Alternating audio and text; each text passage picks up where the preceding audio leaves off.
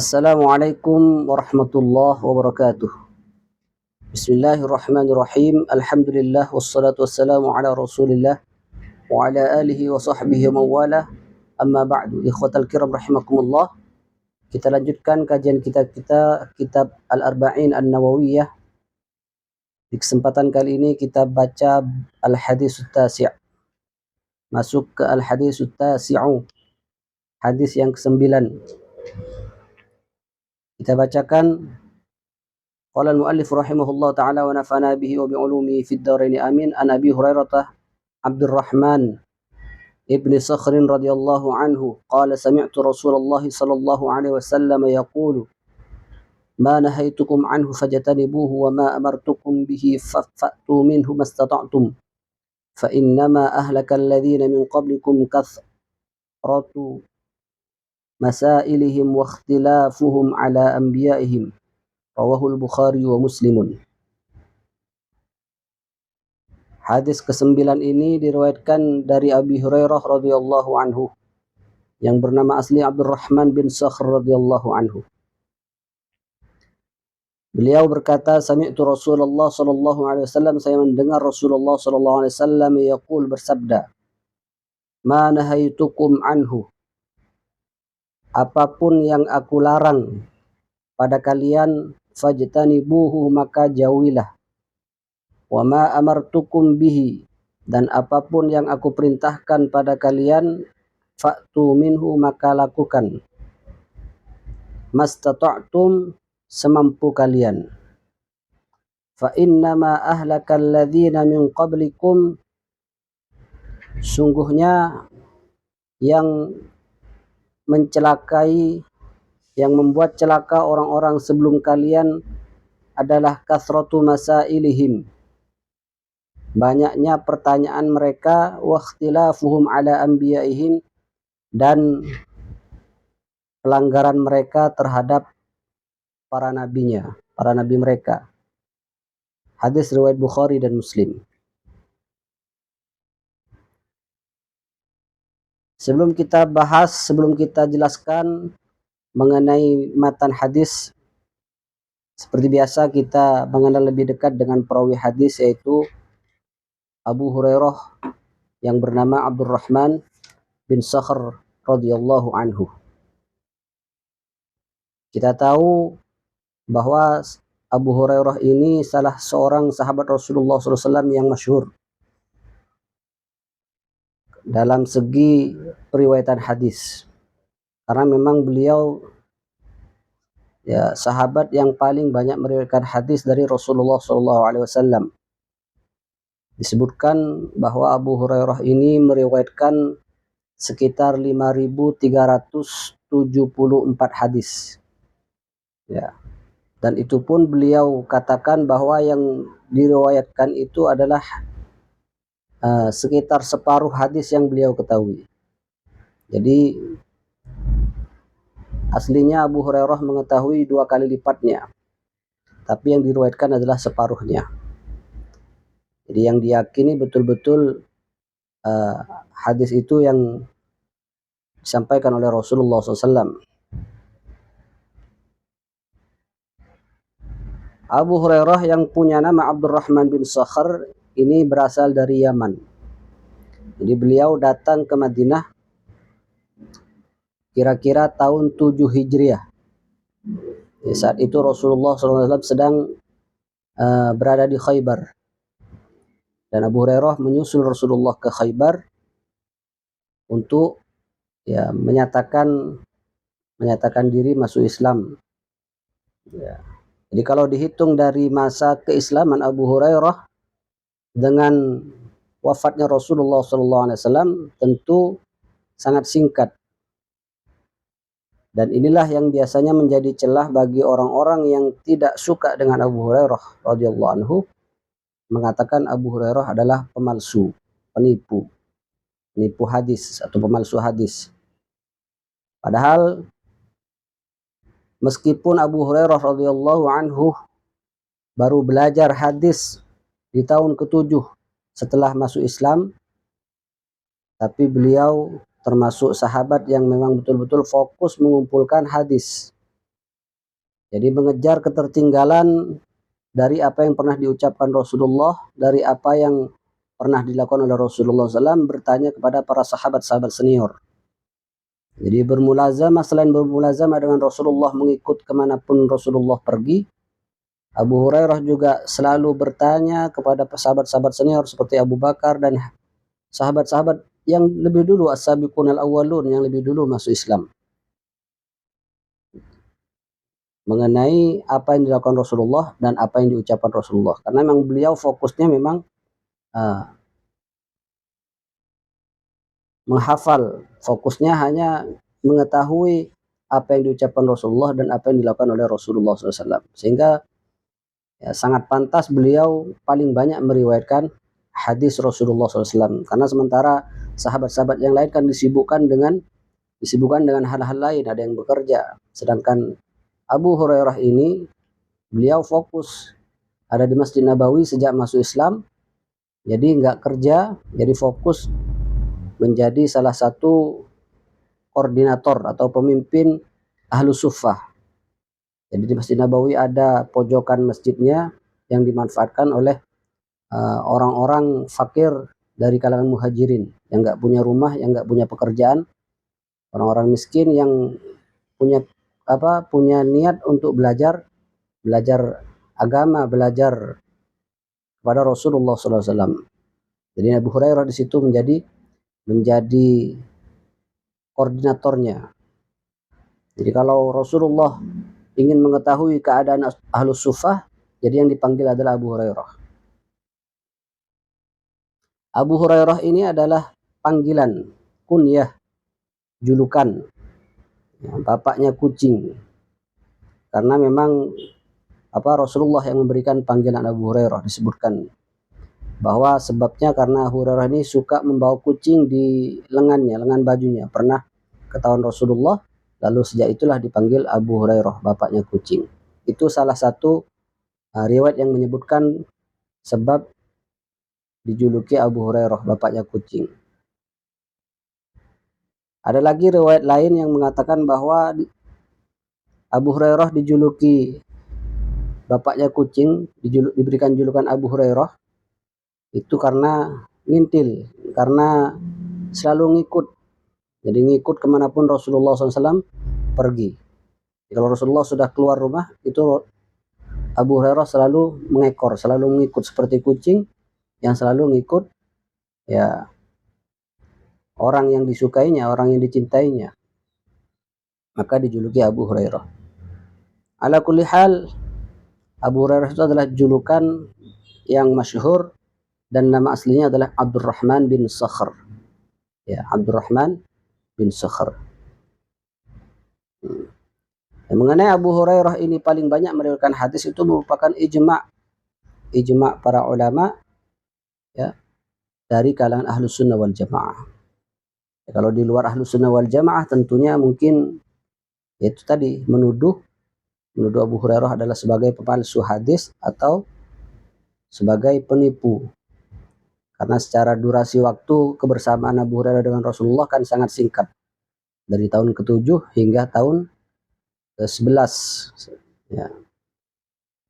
Tapi mereka lupa bahwa Abu Hurairah memang sengaja mengumpulkan hadis, dan juga Abu Hurairah mendapatkan keistimewaan didoakan oleh Rasulullah. Ya, suatu ketika Rasulullah pernah menyampaikan sebuah hadis, lalu Rasulullah bilang siapa yang menggelar pakaiannya sampai selesai saya menyampaikan hadis, maka dia tidak akan lupa selamanya. Dan Abu Hurairah salah satu yang menggelar pakaiannya, dalam riwayat lain menggelar serbannya. Dan sejak itu Abu Hurairah bilang tidak pernah lupa sedikit pun apa yang disampaikan oleh Rasulullah SAW, apa yang pernah dihafal tidak pernah lupa sama sekali. Itu salah satu keistimewaan Abu Hurairah radhiyallahu anhu. Salah satu yang istimewa dari sahabat Rasulullah SAW yang bernama Abu Hurairah ini, beliau punya mizwad. Mizwad itu kantong makanan. Di kantong penyimpanan makanan biasanya dipakai untuk bepergian. menyimpan kurma. Ya, beliau mempunyai mizwad yang didoakan oleh Rasulullah SAW. Ya, karena kita tahu bahwa Abu Hurairah itu kan termasuk ahlus sufa yang fuqara, yang fakir. Nah, bahkan lebih sering lapar daripada kenyangnya. Nah, suatu ketika saking laparnya, jadi kadang Abu Hurairah kalau lapar itu yang dicari adalah sahabat-sahabat yang kira-kira bisa ngajak makan. Ya, yang nggak secara terang-terangan minta makan, cuman biasanya bertanya. Jadi modus minta makan tapi dengan cara bertanya hukum. Pernah suatu ketika ketemu Abu Bakar saat Abu Hurairah merasakan kelaparan, ketemu Abu Bakar radhiyallahu anhu dan bertanya hukum yang sebenarnya nggak niat bertanya, niatnya biar diajak makan. Tapi ternyata mungkin ya tidak paham, tidak memahami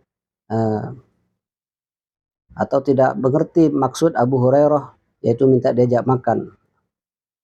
Begitupun ketika ketemu Umar radhiyallahu anhu, Abu Hurairah bertanya, yang sebenarnya pertanyaan modus biar diajak makan.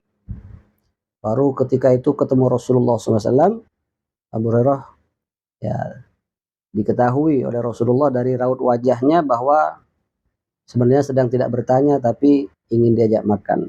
Rasulullah mengerti hal itu, lalu kemudian Rasulullah mengajaknya ke rumahnya. Jadi kembali ke mizwad kantong makanan yang dimiliki Abu Hurairah radhiyallahu anhu ini didoakan oleh Rasulullah SAW di satu peperangan. Jadi di salah satu peperangan Rasulullah pernah bertanya kepada Abu Hurairah, ada makanan enggak? Gitu. Kata Abu Hurairah, ada. Ya sekitar beberapa butir kurma ada dalam mizwad ini. Mungkin 10 butir atau 20 butir kurma yang ada dalam mizwad itu. Lalu kemudian Rasulullah meminta mizwadnya, meminta kantong tersebut, dan dikeluarkanlah kurma-kurma itu semuanya. Lalu satu persatu didoakan oleh Rasulullah kurma-kurma itu dan dimasukkan kembali. Nah, lalu setelah itu Rasulullah memerintahkan Abu Hurairah radhiyallahu anhu untuk memanggil pasukan untuk masuk ngambil kurma-kurma ini 10-10. Jadi disuruh panggil 10 pasukan ngambil 10 kurma. Ya, bahkan sampai mencukupi semua jumlah pasukan yang ikut saat itu. Ya, lalu Rasulullah berkata kepada Abu Hurairah, ini pegang mizwadnya, dan kalau kamu butuh kurma, butuh makan, tinggal ambil. Jadi diambil, jangan ditumpahkan. Artinya kurmanya diambil dari kantongnya, jangan dikeluarin.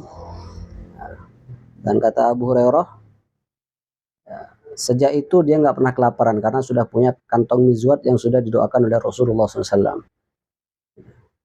Jadi mizwadnya itu ya jadi andalan Abu Hurairah buat makan.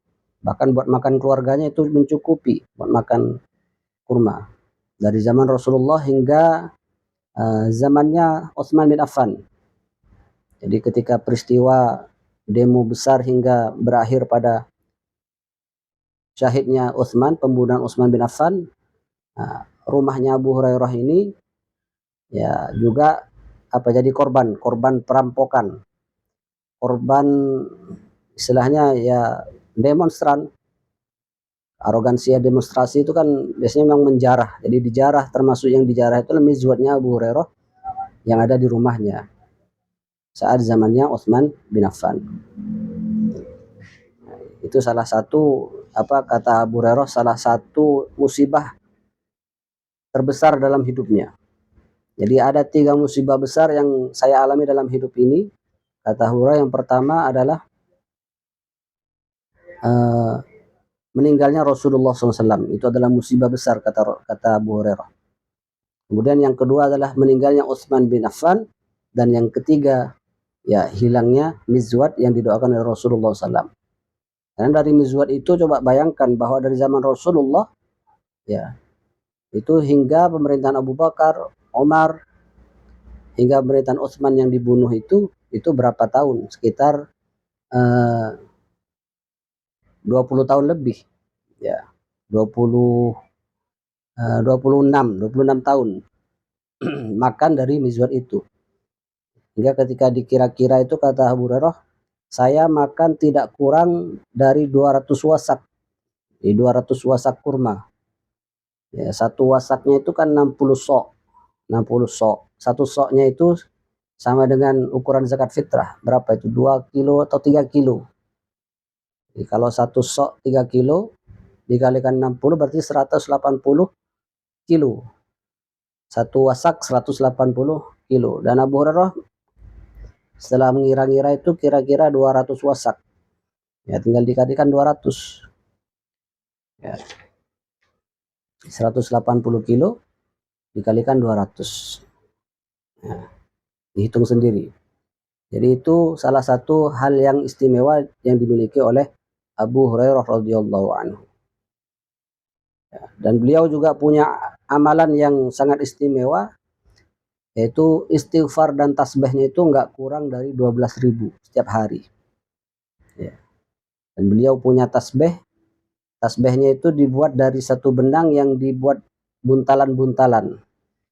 Jadi tasbihnya dibuat benang yang dibuat buntalan-buntalan. Jadi enggak terdiri dari apa kayak bukan tasbih seperti yang kita tahu sekarang, tapi dari tali yang dibuat buntalan-buntalan. Buntalannya itu sebanyak 2000, sekitar 2000 buntalan. Dan itu yang dipakai Abu Hurairah untuk membaca wiridannya. Wirid hariannya itu adalah sekitar 12.000 istighfar dan tasbih. Nah, dibaca sebelum tidur. Jadi kalau belum selesai wiridannya, beliau belum tidur. Itu salah satu wiridan dari Abu Hurairah radhiyallahu anhu. Dan beliau meninggal di pemerintahan Muawiyah. Jadi di pemerintahan Muawiyah, kira-kira usia beliau saat itu 78 tahun.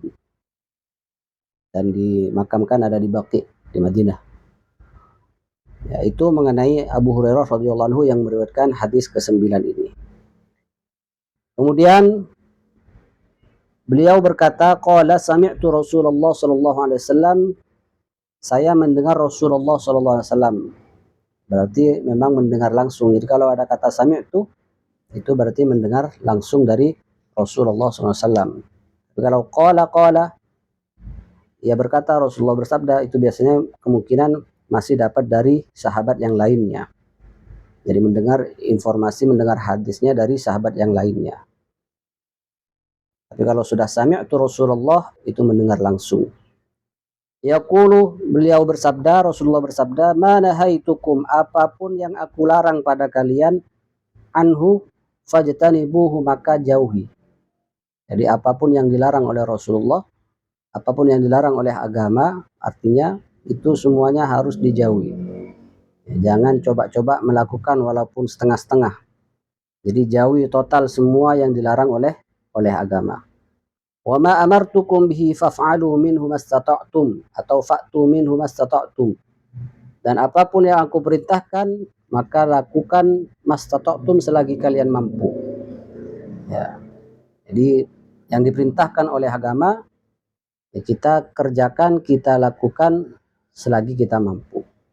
Jadi kalau untuk hal yang dilarang, tidak ada lagi tawar-menawar ketika kita mampu, tapi harus dijauhi, harus dihindari. Tapi kalau untuk yang diperintahkan oleh agama, maka kita semaksimal kita, semampu kita. Ya, sebagaimana sholat, itu diperintahkan agama dengan berdiri, tapi kalau kita nggak mampu berdiri, kan dibolehkan untuk sholat duduk. Bisa duduk, bisa berbaring. Dan begitulah karakter dari perintah dalam agama Islam.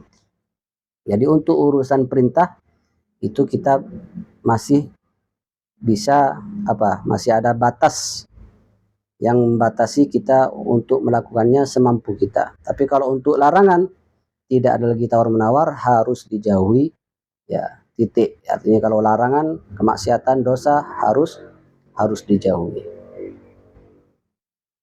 Jadi untuk urusan yang diperintahkan oleh agama, kita masih diberikan kelonggaran sampai batas kemampuan kita. Nah, untuk hal yang dilarang oleh agama, itu harus total kita meninggalkannya, harus total kita menjauhinya. Dan itu sesuai juga di Al-Quran disebutkan fattaqullaha mastata'tum. Ya, fattaqullaha mastata'tum, bertakwalah kepada Allah ya sebatas semampu, selama kalian mampu. Kemudian fa innama ahlakal ladzina min qablikum kathratu masailihim.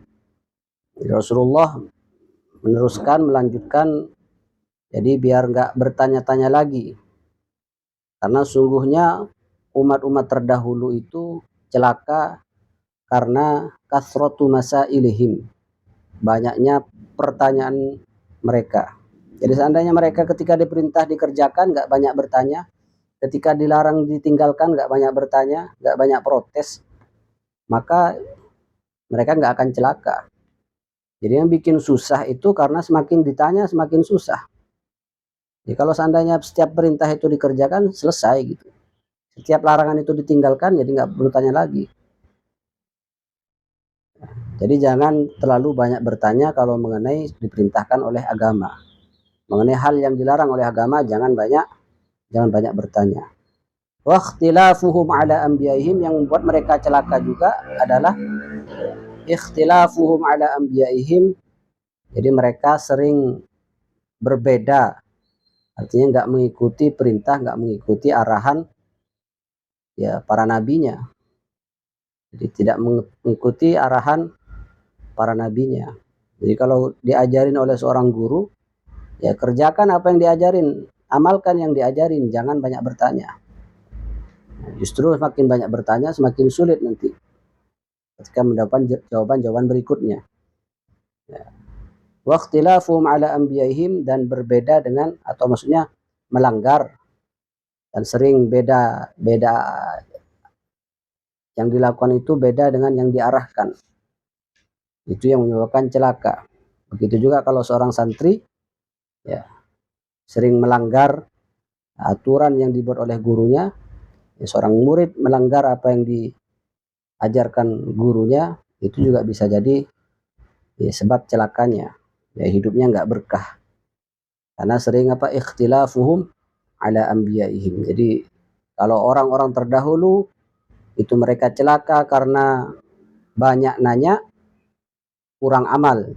Ya, mestinya kan kalau sudah mendengar perintah sami'na wa ata'na, kalau sudah diajarin ya dikerjain, diamalin, jangan nanya-nanya lagi. Wa ikhtilafuhum ala anbiya'ihim, dan sering melanggar, sering berbeda dengan para nabinya. Dalam konteks santri ya sering berbeda dengan arahan gurunya.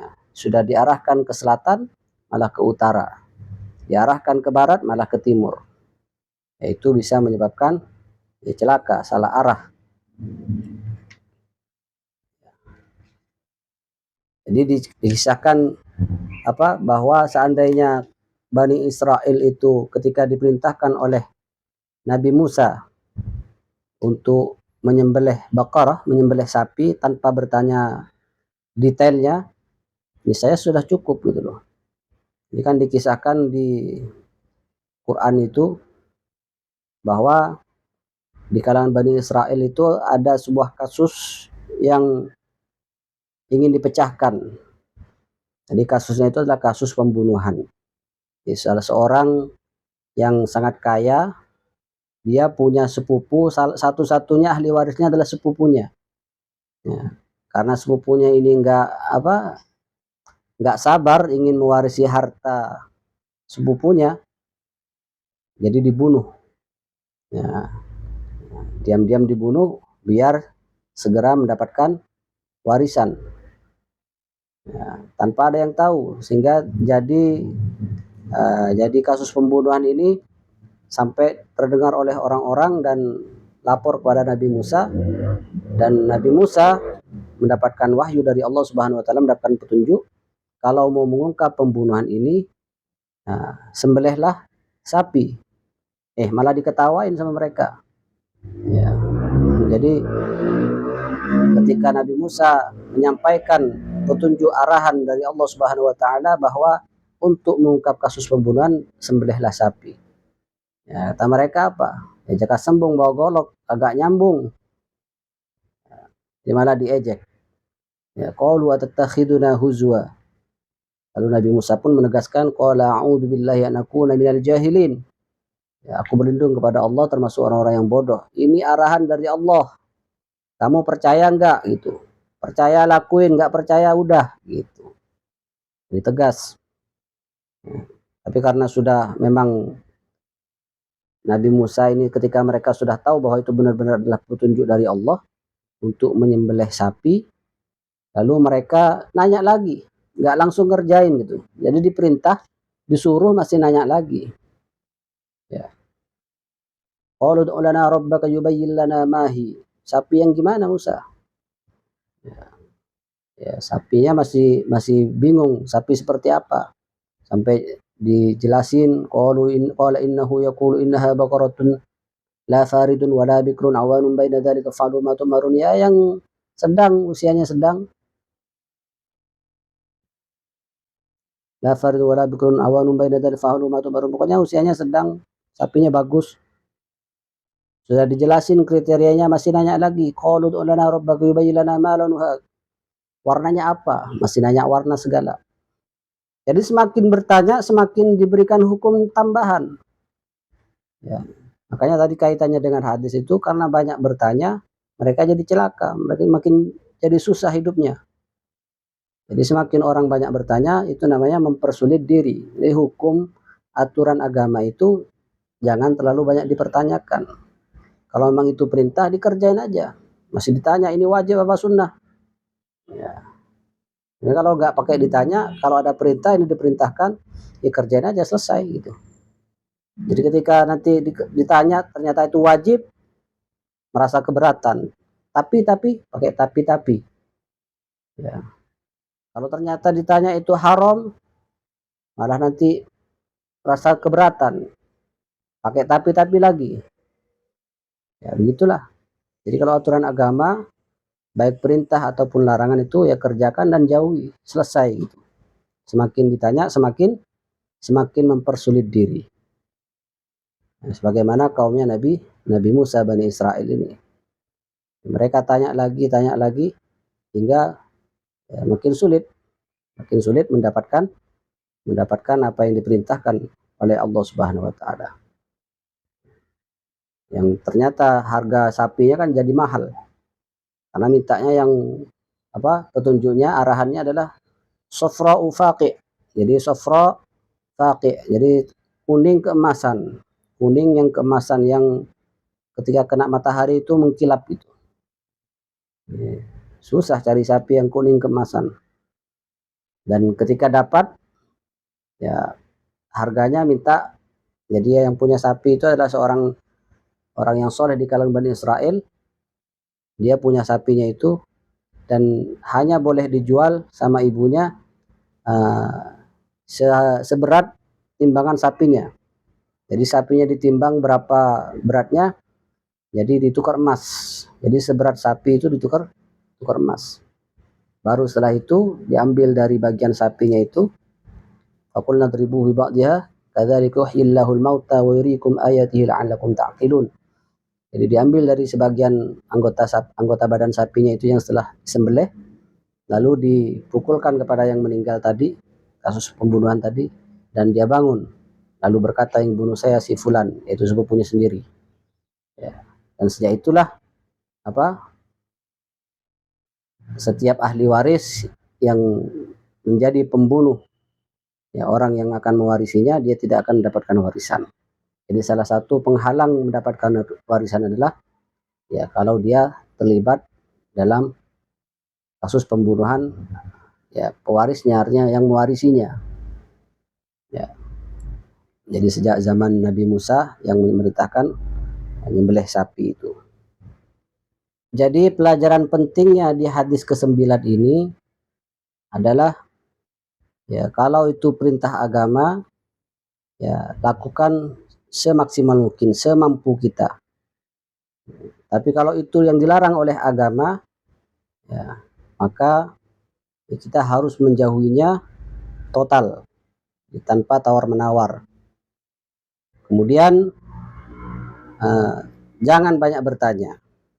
Ya. Jangan banyak bertanya. Kalau dalam hadis lain disebutkan, inni akrahu lakum salasan, kata Rasulullah, saya nggak suka 3 hal. Yang pertama, kil wakol, ya katanya-katanya, kil wakol, jadi nggak jelas sumbernya. Jadi informasi-informasi yang nggak jelas sumbernya itu tidak disukai oleh Rasulullah. Wa idha'atil mal, ya, kil wakol wa idha'atul mal, wa idha'atul mal, yaitu menyia-nyiakan harta.